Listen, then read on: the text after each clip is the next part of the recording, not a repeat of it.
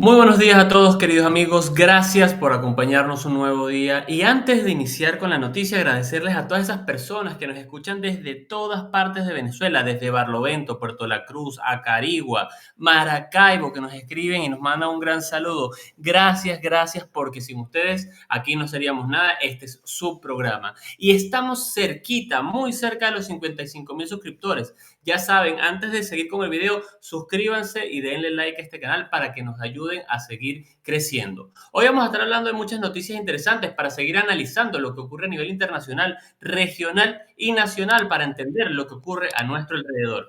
Vamos a estar hablando sobre las primeras noticias de Colombia. Gustavo Petro busca consolidar alianza con Maduro y plantea zona económica especial en la frontera. Pero al menos 5 militares de Colombia mueren en un ataque de las disidencias de las FARC al mismo tiempo. Entonces, Petro, ¿qué estás intentando hacer? Vamos a hablar al respecto. Luego, índice de pobreza en Venezuela fue de 86% en promedio en 2024, según un estudio del Observatorio Venezolano de Finanzas. Bueno, y no decían que todos los venezolanos ganaban más de $200 al mes. Vamos a hablar más de eso al respecto. Quédense con nosotros, porque es que no entendemos ese sinsentido. En Ecuador, Ecuador pone fin a la amnistía migratoria y el proceso de regularización para venezolanos. ¿Qué está pasando en Ecuador? ¿Por qué el presidente toma esta medida? Quédense con nosotros para analizarlo. En un avión con el presidente filipino, Rodrigo Duterte, allá por Asia, parte hacia La Haya tras su detención por orden de la Corte Penal Internacional. Vaya, vaya. Empezó a funcionar la Corte Penal Internacional. Vamos a ver. Luego, oye, ¿cuáles estas son las razones de Trump para quitar o volver a poner aranceles? ¿Cuál es la estrategia política detrás de todo esto? Vamos a verlo más adelante. Y además, Maduro le declara apertura total a inversiones extranjeras en petróleo, gas y petroquímica. Y yo me pregunto, bueno, ¿y qué país serio va a querer invertir en Venezuela sabiendo que hay un militar esperándolo para cobrar una comisión? Lo pregunto a ustedes. Pero bueno, antes de empezar con la noticia, agradecerles nuevamente por todo lo que nos siguen en todas nuestras redes sociales, Facebook, Instagram, y TikTok y Spotify. Y a todos ellos un especial saludo a los que nos están siguiendo en Patreon. Daniel, buenos días, ¿cómo estás? Buenos días por la mañana, buenos días a todos, gracias por estar aquí. Y efectivamente, Jorge, vamos a lo que vinimos, que es ese análisis de noticias. Y comenzamos por el principio con Petro, que busca consolidar una alianza con Maduro y plantea una zona económica especial en la frontera. Y es que especialmente, Jorge, ¿en qué área de la frontera quieren ellos hacer esa zona económica especial? En el Catatumbo. Y yo me pregunto, ¿zona económica especial para qué? Para que no haya ningún tipo de vigilancia ni control y el narcotráfico y la guerrilla puedan campar a sus anchas. Esa es la primera pregunta, la primera suspicacia que me levanta este titular. ¿Y de qué reseña Diario Las Américas con detalle? Mira, y lo demás además de todo esto es que su propuesta la informó durante la presentación del documento Pacto Social por Catatumbo, Pacto Social por Catatumbo, al lado de su amigo Benedetti, ¿no? En el que se prevé medidas sobre el estado de emergencia económica y la conmoción interior que fueron declaradas a finales de enero ante la violencia en la región que ha causado miles de desplazados. Pero durante todas sus declaraciones lanzó dos joyitas interesantes. Una de ellas es que si hay un gobierno atento, hay progreso. Entonces eso quiere decir que la atención habrá sido en ver cómo el narcotráfico mejora sus líneas de ingreso y cómo la guerrilla mejora su consolidación en el territorio colombiano, porque progreso para el pueblo colombiano que yo sepa no ha habido, y mucho menos para el venezolano en la frontera. Ahora díganmelo ustedes en los comentarios. Y él dice, yo voy a hablar con Maduro a ver si construimos la zona económica especial, porque si nos tumban los decretos no podemos hacer la carretera rápidamente. Y tú vas a confiar en un personaje que ni siquiera te levantaba el teléfono el 28 de julio. Tú vas a confiar en un personaje que apoyó al ELN a invadir territorio colombiano desde Venezuela y apoyado seguramente por el ejército venezolano. Con ese personaje quieres hablar, Gustavo Petro.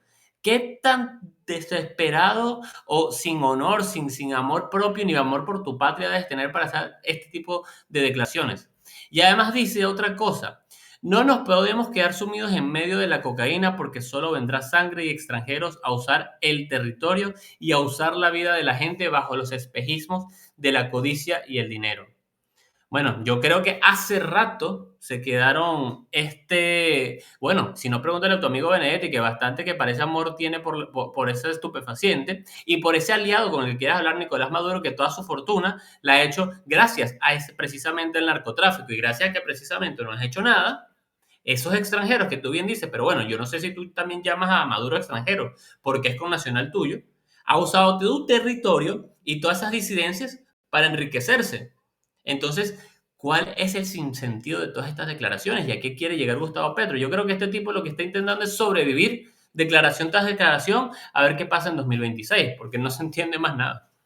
Mira, Jorge, fíjate tú que Maduro dice que la propuesta incluye inversiones conjuntas en sectores como la agricultura, la agroindustria y el turismo, mediante un esfuerzo público y privado. Agricultura, agroindustria, en un país, en Venezuela, donde confiscaron todas las fincas, donde volvieron todas las fincas, se las confiscaron a los dueños porque lo consideraban latifundistas, capitalistas y cerdos, así en palabras de Chávez, para dejar todo el sector agrícola totalmente paupérrimo, desahuciado. Expropiaron agroisleña. En Venezuela no hay producción agrícola suficiente, ni siquiera para abastecer el país, porque entonces, si no es una epidemia de algo, es la falta de semillas, si no es la falta de semillas, la falta de fertilizantes, si no es otra epidemia que ocurre en el ganado vacuno debido a la falta de las vacunas que les tienen que dar a los animales. Entonces le pregunta, ¿cuáles serán los esfuerzos en el sector de la agricultura en la frontera colombo-venezolana que quieren hacer los gobiernos?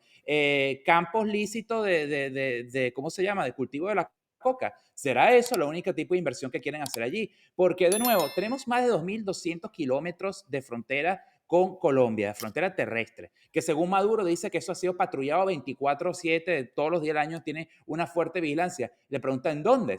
Si nos vamos a los datos de Fundarredes, en Venezuela no hay ni un estado que no cuente con la presencia del ELN. O sea, el ELN se ha vuelto la guardia pretoriana de Maduro en el país. Y aquellos chavistas que andan diciendo ahora, y especialmente todos aquellos economistas que andan diciendo que ahora el país se va a arruinar por culpa de la partida de Chevron, es que acaso nos quedó demostrado que todo ese dinero que venía de Chevron y gran parte iba no solamente para los bolsillos de Maduro, sino también iban como pagos para ese ELN para que se quedara ahí en el territorio, para que siguiera extorsionando a los pocos agricultores que quedan en el país, para que sigan secuestrando gente, para que sigan explotando esas minas del arco minero y sigan haciendo negocio y delinquiendo juntos ahí que esas fuerzas armadas que tenemos. Entonces, eso es lo que ha pasado. Entonces, y después Maduro dice, ojalá podamos por el bien de la economía, la sociedad y la paz de nuestros pueblos de la frontera desarrollar esta idea de una zona económica binacional. Zona económica binacional de nuevo, paz en la frontera. Si esa invasión vino precisamente desde Venezuela, porque Venezuela se volvió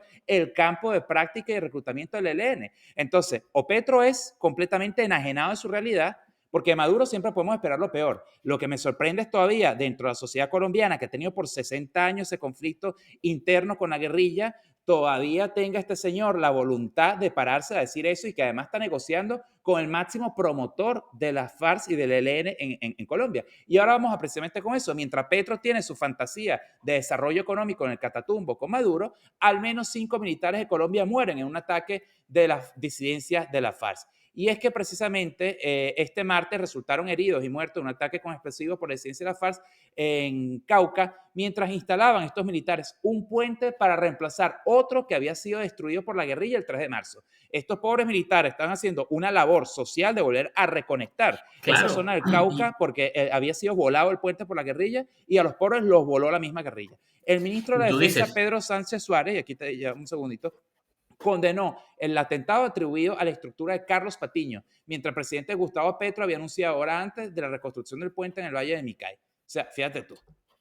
y tú te puedes preguntar, oye, ¿y dónde está el gobierno entonces ahí? Porque si las Fuerzas Armadas quieren hacer su mayor esfuerzo para volver a pacificar esa región y luego sale el presidente por el otro lado, a pesar de tener cualquier cantidad de muertos del ejército y decir que quiere negociar un alto de fuego con las mejores condiciones para estos guerrilleros, oye, tú dices, ¿cuáles son los incentivos que tiene la Fuerza Armada para hacerle caso a este presidente tan sinvergüenza? Si no es por el amor a la patria que le tienen los militares colombianos.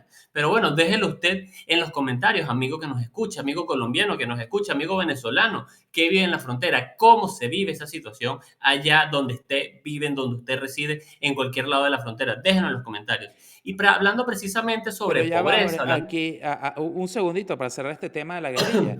Es que no se habla con profundidad del grave problema de la guerrilla en Venezuela y no se habla tampoco de ahora el problema. En Colombia siempre se habla del problema de la guerrilla, pero no se habla ahora cómo los dos países estamos compenetrados y que este ha sido un plan estratégico del chavismo para desatar la ingobernabilidad si algún día llegan a ser derrocados del poder. Y el grave problema que tenemos aquí ahora, colombianos y venezolanos, que vamos a estar hermanados en esta lucha contra, no solamente con el narcotráfico, sino contra estas guerrillas porque tenemos dos gobiernos complacientes. Una dictadura que apoya, financia, mantiene y crece a esa guerrilla y un gobierno elegido democráticamente, como fue el señor Petro, que se volvió cómplice de esa guerrilla simplemente para darle más oxígeno y para que Colombia vuelva a sumergirse en esos periodos de violencia, como los atentados, los carros bomba, etcétera, que puede y va a pasar en Venezuela. Y parece que aquí nadie quiere tomar ese tema. Incluso dentro del liderazgo opositor hace falta hacer hincapié ese grave problema de ingobernabilidad en que va a quedar sumido el país, porque esa ha sido la estructura principal del castrismo y del chavismo, de sumir el país en la total desidia e ingobernabilidad para que se desate el caos si algún día finalmente logramos salir de esta dictadura. Mejor dicho, imposible. Y hablando, y bueno, mientras tanto, perdamos el tiempo hablando de por qué 400 millones de dólares van a hacer la diferencia y van a sumir en la mayor de las pobrezas a toda Venezuela. Y hablando al respecto, pero esto es algo que no habla ningún economista cuando lo entrevista en un radio o en cualquier en programa radial en Venezuela, índice de pobreza en Venezuela fue de 86% en 2024, según estudio del Observatorio Venezolano de Finanzas. El Observatorio Venezolano de Finanzas hizo esta muestra en estos 5 estados de Venezuela y comprobó que una de las cosas es que el promedio de ingresos de un hogar es de $141 en el estado de Aragua y en el mejor de los casos en el estado Miranda de $364. Todo esto, ojo, en 2024, cuando todavía estaba Chevron tranquila y trabajando sin ningún tipo de problema en Venezuela. Entonces tú te preguntas, entonces, ¿cuál es el problema con que se vaya ahora? ¿Qué benefició durante tanto tiempo Chevron a Venezuela? Y hasta donde yo sé, un hogar se compromete o se conforma por al menos 2 personas. Un hogar son 2 personas. Entonces, si usted divide el mejor ingreso del estado Miranda, que es $364, entre dos, son menos de $200. En el mejor de los casos, en el peor de los casos, te va para Aragua y es menos de $100 por persona. Y ahí es donde tú entiendes que la pobreza y la pobreza multidimensional llega entre 92 y 95% en el peor de los casos, que es el estado de Aragua. Aquello que era la ciudad jardín, ¿vale? Aquel estado tan potente, tan potencia, lleno de cañaverales, lleno de producción azucarera, de industria, hoy tiene uno de los índices de pobreza más altos de toda Venezuela. Y escuchas economistas diciendo que por culpa de Chevron y porque ellos tenían responsabilidad social empresarial, los hospitales van a dejar de tener insumos porque antes Chevron era la que llenaba de insumos esos hospitales donde Chevron trabajaba. Imagínate tú. Mira, ahora parece que resulta que del 2022 al 2024 Venezuela se convirtió en el país más desarrollado del mundo y ninguno de los venezolanos nos enteramos. Porque tú escuchas ahora a todos estos economistas allí tarifados por parte del chavismo, porque no hay otro tipo de excusa, tú los escuchas hablando de ellos y resulta que yo no sé en qué momento Venezuela se convirtió en Suiza en 2 años, pero se convirtió Suiza en un mundo imaginario, porque según ellos todos los hospitales están abastecidos, todas las escuelas están abastecidas. En Venezuela nadie cargaba agua porque nadie se bañaba con perolito, porque todos teníamos agua de calidad según. Nadie tenía que hacer cola por el gas, porque según los economistas esto de Conalítica, Data Analysis, parece que todo el mundo tenía gas en Venezuela, todo el mundo tenía gasolina, y justamente ahora que se da Chevron, el país vuelve a descubrir lo que es el chavismo. Digo, pero Y por no favor. conforme con eso, es que el estudio sigue más adelante, y esto es algo que no está hablando ningún economista. 24% de los hogares recibe remesa, que me parece un dato bastante bajo si me preguntas a mí, de los cuales son los hijos o hijastros las principales personas que envían dinero. Eso demuestra, oye, que la juventud en el extranjero está trabajando, que los medios de comunicación que quieren decir que el Tren de Aragua representa toda una nación, oye, no, señores, todos los venezolanos que para bien o para mal han tenido que huir y ser desplazados de su propio país es porque están enviando dinero a sus seres queridos y a sus familiares. Y eso lo demuestra el estudio del Observatorio Venezolano de Finanzas. El 50% son los hijos los que mantienen a sus padres o a sus seres queridos allá en Venezuela enviándole dinero. Y aquí, oye, tú estás viendo cómo el Estado Miranda, en el mejor de los casos, era $364 en un hogar. Entonces tú te preguntas, ¿por qué este tipo de declaraciones? ¿O de dónde saca este señor, Orlando Camacho, quien es el presidente de Fede Industria, que en Venezuela nadie gana menos de $2 al mes? Y este tipo viene muy fascineroso, muy fácilmente, muy sin problema a decir, oye, es que vamos, no nos caigamos a coba, no nos caigamos a mentir. Aquí nadie te va a venir a trabajar por menos de $200 al mes. El que diga que gana $3 al mes te está mintiendo. Yo le pregunto a usted que me está escuchando, ¿usted me está mintiendo? ¿Usted está mintiendo cuando escribe en los comentarios? ¿Usted, profesor, que está trabajando, me miente cuando gana $15 al mes? Porque entonces yo no entiendo lo que dice Orlando Camacho. Yo no entiendo ese sinvergüenza. Y cuando tú te pones a ver y tú buscas en la página web de Fede Industria, oye, ¿de qué va esta Federación de Industriales? Y buscas los acontecimientos más importantes que ha hecho, oye, te das cuenta que lo primero que hace es un acuerdo de cooperación con Burkina Faso, un país africano que ni siquiera tiene acceso al mar. Entonces tú dices, qué tipo de beneficio le genera al industrial venezolano, a la economía venezolana, un acuerdo de cooperación con Burkina Faso. No tiene sentido. Y cuando vas a ver más adelante, Rusia de negocios. Ah, es que ahora Fed Industria hace negocios con un país en guerra. Dime tú, ¿qué negocio, aparte de vender armas, y Venezuela no, hasta donde yo sé, no vende armas ni municiones, o ni produce, porque no produce nada, está en Rusia de negocio, haciendo acuerdos de cooperación con Rusia, Bueno, un país capaz, en guerra. capaz le está exportando malandro el tren de Aragua a Rusia para que los pongan a pelear en Ucrania. Vete a saber, capaz es el único Bueno, acuerdo ojalá, comercial que hay con Rusia. Ni idea. ojalá, ojalá, pero entonces tú te preguntes, y Orlando Camacho, siendo un industrial, un referente de la producción nacional o un intento de referencia de la producción nacional, ¿de dónde saca estos comentarios? Ah, ¿sabes de dónde lo saca? ¿O por qué lo dice? Bueno, mírenlo ahí. Miren quién está en el medio de toda la imagen y que a quién le está dando la mano. ¿Y quién está ahí? A mano izquierda. Ah, el señor Orlando Camacho, allá en Miraflores, en una reunión con Nicolás Maduro. Ya entendemos por qué está haciendo esto. Entonces tú te preguntas, ¿qué está haciendo Orlando Camacho? ¿O es lo que simplemente le está siguiendo el juego a la dictadura venezolana? Porque básicamente eso, ¿cuánto dinero estás ganando tú para decir este tipo de declaraciones? Porque estoy seguramente que tú, Orlando Camacho, sí ganas muchísimo más de $200 al mes. Ah, lo Pero que bueno, pasa, Jorge, déjame ponerte todo esto en la jerga, en el vocabulario de Fede Cámara y con industria. El sector productivo nacional valiente, que ha sido resiliente a lo largo de los años, que ha luchado contra las sanciones internacionales, tiene que ser apolítico porque su mayor interés es el desarrollo integral del país. Te lo estoy poniendo en la jerga, el típico comunicado de estas agrupaciones.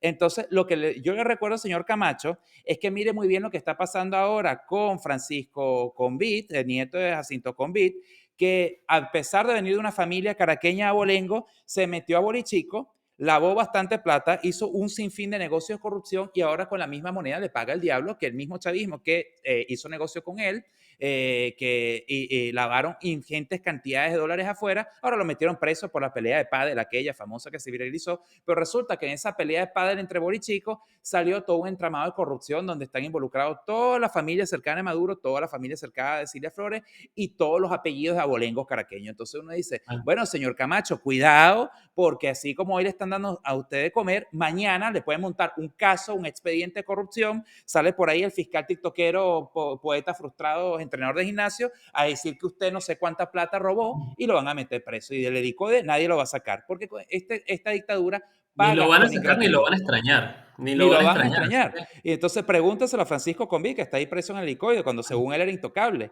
Otro más metido del grupo del borichico Leopoldo Alejandro Bertancur López. Y toda esa gente, también la familia Ramos Ayú metida, porque los de Agostino están ahí también metidos, han sido principales contratistas del gobierno. Entonces, básicamente, en Venezuela nadie se salva de estos casos de corrupción y después tú tienes estos personajes que vienen a dar unas cifras totalmente irrisorias, unas cosas totalmente que no tienen sentido alguno. Y de nuevo, amigos que usted nos ve aquí, los que nos ven desde el Tamacuro, que es una de las zonas más económicamente deprimida del país, los que nos ven desde Bolívar, los que nos ven desde Apure, los que nos ven desde Guárico, díganle al señor Leopoldo, ¿cómo se llama este tipo? Orlando Camacho. Díganle al señor Orlando Camacho si usted de verdad, cada uno de usted en su familia ha ganado $200, porque no lo creo. Y de nuevo, lo vuelvo a sacar esta pregunta antes que sigamos con la noticia. Jorge, hay que repetirla una y otra vez porque de verdad genera molestia que tú entras, ves Unión Radio entrevistando todos los santos días, puro economista que dicen que el país se va a desbaratar por culpa de Chevron. Disculpen, ya va. El no chavismo solamente estaba. eso, no solamente eso, sino que además de que le tira, ya llevan como una semana hablando de la salida de Chevron y de toda la depresión económica que va a ocurrir,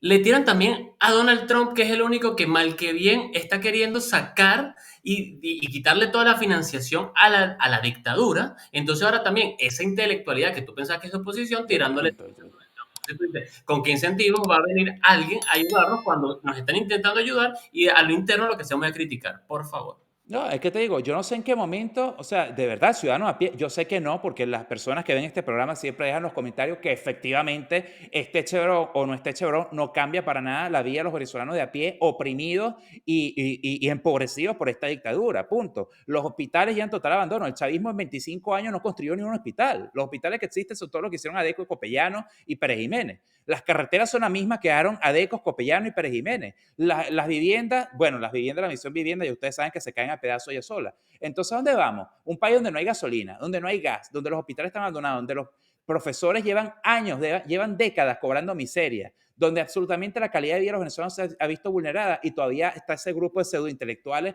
a decir, no, bueno, es que por la salida de Chevron, entonces vamos a ver que la economía se contraerá un tanto por ciento. Es que es patético toda esa burbuja ahí que hay a favor del chavismo. Así es. Hablando de cosas tristes, Ecuador pone fin a la amnistía migratoria en el proceso de regularización de venezolanos. ¿Y qué viene eso? Bueno, básicamente el gobierno de Ecuador, Daniel Noboa, puso fin a la amnistía migratoria, el proceso extraordinario de regularización de los venezolanos, inició en agosto del 2024. Medida oficializada mediante decreto firmado por el presidente. La decisión se produce tras la reducción del financiamiento internacional para programas migratorios, días después de que Noboa anunciara que Ecuador no recibirá migrantes deportados de otras nacionalidades. Bueno, cada país es soberano, completamente soberano, de poner las medidas migratorias que ellos así lo consideren.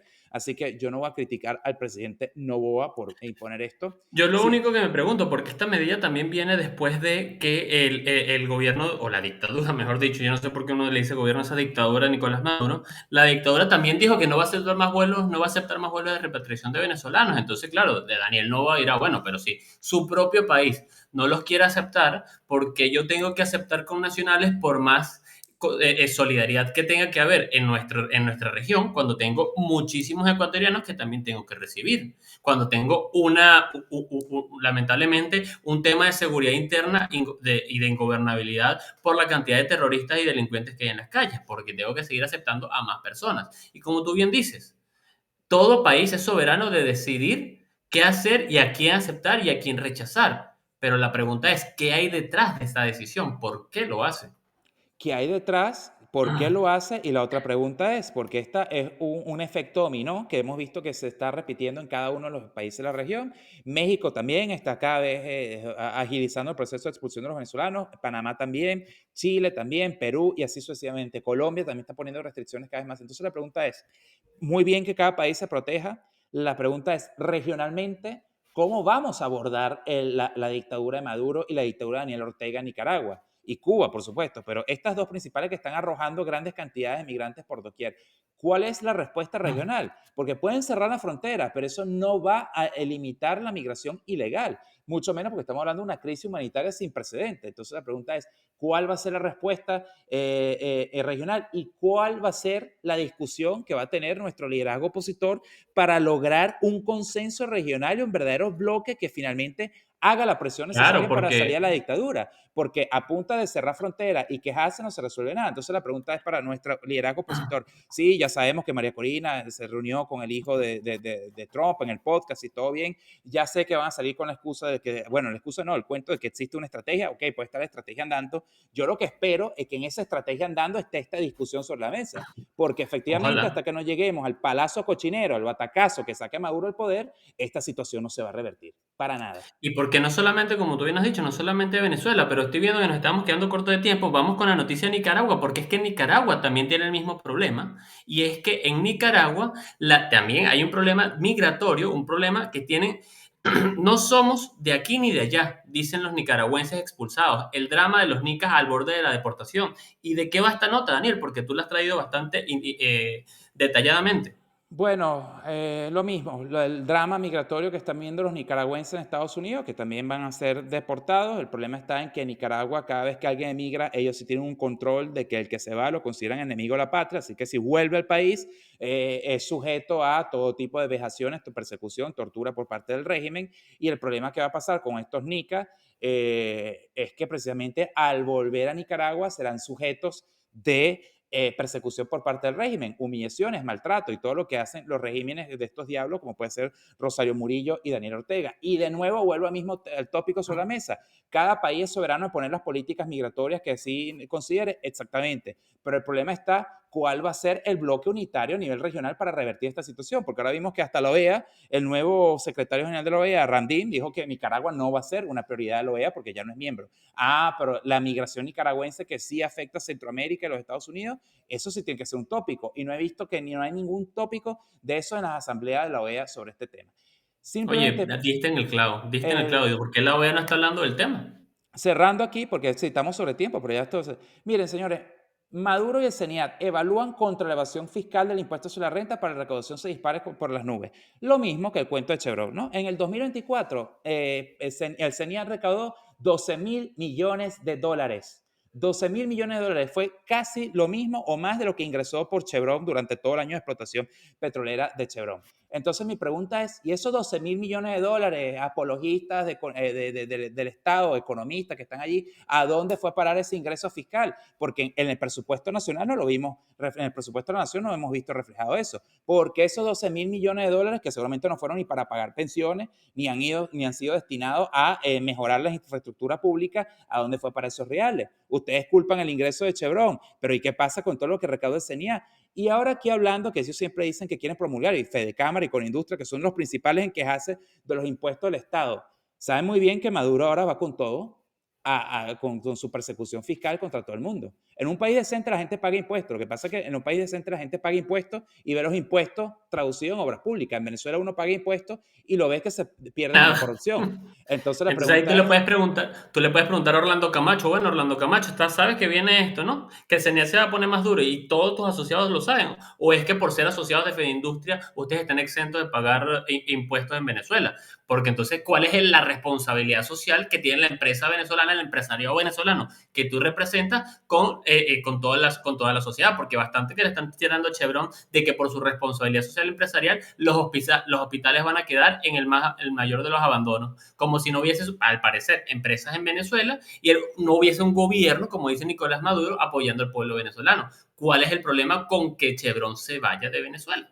mira, ahora, y hablando de esa apertura petrolera y que todo el mundo va a venir a invertir en Venezuela, ¿será que el señor Orlando Camacho, cuando fue a hacer negocio a Burkina Faso, es que van a venir la gente de Burkina Faso a invertir en el sector petrolero venezolano? Porque ni rusos ni chinos se lanzan a esa aventura, pues están cansados de cómo se cogen los reales en la corrupción de Venezuela. Será Burkina Faso que es ser tan corrupta como Venezuela en ese aspecto. Pero bueno, en fin, vamos con la oración.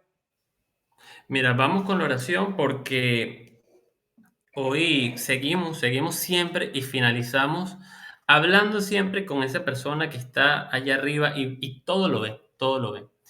Y hoy vamos a hacerlo de una manera sencilla. Y como dice Dones del Espíritu, eleva a Dios oraciones sencillas, hechas desde el corazón. Ora con confianza y humildad, como nos enseñó Jesús en el Padre Nuestro. Y como está escrito en la palabra de Dios, ustedes pues recen así. Padre nuestro que estás en el cielo, santificado sea tu nombre. Venga a nosotros tu reino. Hágase tu voluntad en la tierra como en el cielo. Danos hoy nuestro pan de cada día. Perdona nuestras ofensas como también nosotros perdonamos a los que nos ofenden. No nos dejes caer en la tentación y líbranos del mal. Amén. En el nombre del Padre, el Hijo y el Espíritu Santo. Amén. Amén, amén, amén. Y llegados hasta aquí, si les gustó el contenido del día de hoy, suscríbanse a este canal, denle like, denle me gusta. Es una manera fácil, sencilla y gratuita de apoyarnos a que este canal siga creciendo. La invitación es mañana a esta misma hora y les debo el caso de Filipinas porque estamos sobre tiempo, pero de todas maneras es muy interesante. ¿Los dictadores van ante la Corte Penal Internacional? Sí, pero una vez que los tumban o salen del poder. De lo contrario, se quedan ahí indefinidamente porque nadie lo quiere sacar de ahí. Esa es la Así moraleja de es. la historia. Nos vemos mañana.